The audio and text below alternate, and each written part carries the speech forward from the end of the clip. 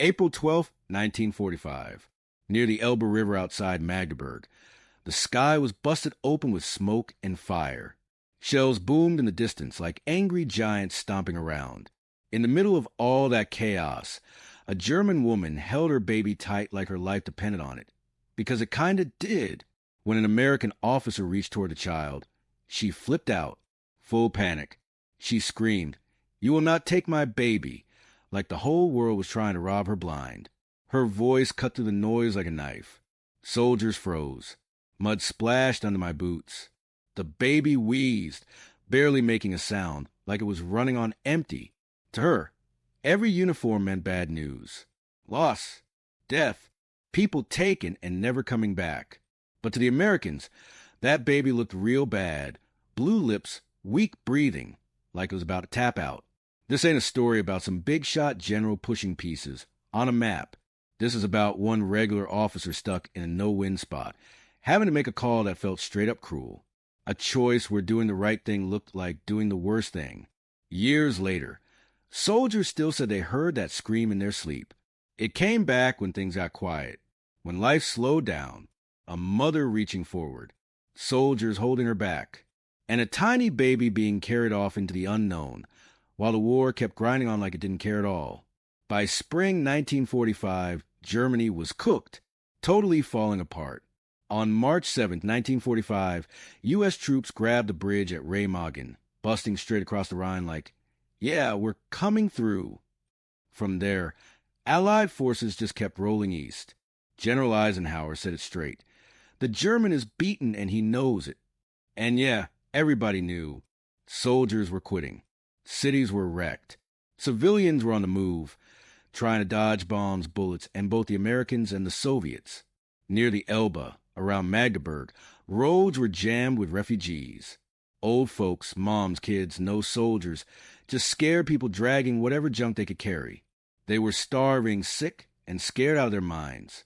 The U.S. 83rd Infantry Division rolled through there in early April. Their medics weren't just patching up soldiers anymore. They were dealing with sick civilians too.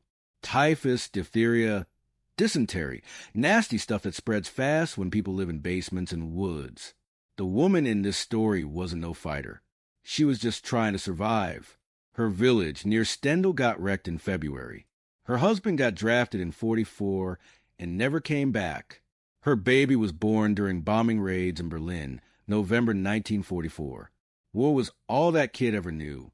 After Eisenhower saw the death cabinet order on April 4th, he told officers, disease control was now a big deal. Civilians had to be separated if they were sick. No excuses. Leadership wasn't just about winning battles anymore. It was about controlling chaos. Who got food? Who got medicine? Who waited? Every choice made somebody mad, grateful, or broken. And everywhere there was crying. Babies crying for milk. Moms crying for sons. Soldiers were crying when nobody was looking. War was almost over, but the hurt was just getting started. On April 12, 1945, refugees were herded into a muddy pen near Magdeburg. It wasn't fancy, just ropes, guards, and a whole lot of fear. Medics walked around checking people like nervous mechanics, looking for anything that screamed trouble. Then one medic spotted the baby. Too quiet, way too quiet. Gray lips, chest pulling hard like every breath was a fight. He called Captain Thomas W. Jackson over. Jackson wasn't some desk general. He'd fought in France and Belgium. But these wasn't bullets. This was people. And people were way harder. He reached toward the baby's forehead. The mother yanked back like he was trying to steal gold. She started yelling. Other women jumped in. And suddenly it felt like the whole place was about to blow. Crying spread like wildfire. Not just a baby. Grown women crying too, because they knew what losing someone felt like. Soldiers shifted around, uncomfortable. Nobody signed up for this part. Jackson remembered Eisenhower's orders. Stop disease, no matter what. He also remembered Patton saying, war is hell, but it's our job to end it. Ending it now meant stopping death. Even if it looked heartless. A field hospital was 3 miles away in an old schoolhouse. Clean beds. Real doctors. Medicine. But taking the baby meant ripping it from its mom. Leaving it meant risking everybody. Artillery boomed in the background like a reminder that time was ticking. The medic said quiet, "Captain, that baby won't last a night." Jackson looked at the mother. Torn clothes, thin arms, grip like steel. Not an enemy, just a mom. Leadership in books looked cool. Out here, it looked ugly.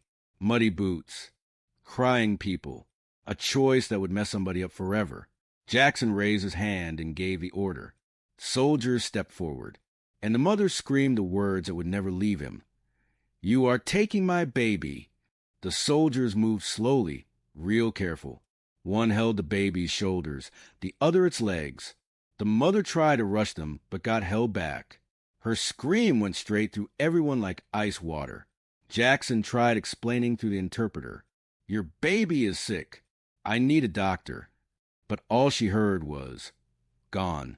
To her, uniforms were bad news. People taken didn't come back. The baby coughed deep, nasty, wet. The medic said, "If that's diphtheria, it'll wipe out the whole group." Some soldiers muttered. One said, "This is messed up." Another said, "So is letting it die." Jackson stood there, stuck between safety and mercy. Save the many, hurt the one, or protect the one and risk everybody. He nodded. They carried the baby to a Red Cross truck. The mother broke free, slipped in the mud, crawled forward, screaming, "My baby," like her heart was being ripped out. A nurse wrapped the baby in a clean blanket. She whispered, "Hang in there, little buddy." The engine started. Jackson walked to the mother, kneeling in the mud. Broke every rule. He said through the interpreter, "If your child lives, you'll see it again." He didn't even know if that was true. The truck rolled out. The place went dead quiet. Soldiers stared at the ground. Jackson felt like he'd swallowed a rock. At the hospital, doctors confirmed it diphtheria. The baby got antitoxin in isolation. A nurse sat by the bed, humming old songs, hoping the kid would fight. The next morning, Jackson went back. The mother asked real soft, "Is my child alive?" "Yes," he said. She didn't smile, just closed her eyes. Later, Jackson bent the rules and sent her to the hospital. She heard her baby cry. Stronger now. She ran and grabbed it like it might disappear. She looked at Jackson and said, "You took my baby." He said, "So you could get it back." Between them lay a kid who lived because someone made a choice that felt like a crime. The baby stayed in that schoolhouse hospital for 8 days. Got better little by little. One nurse told Jackson, "I've seen more soldiers cry this week than moms." The story spread through the unit. Some guys said Jackson was cold. Others said he saved everybody.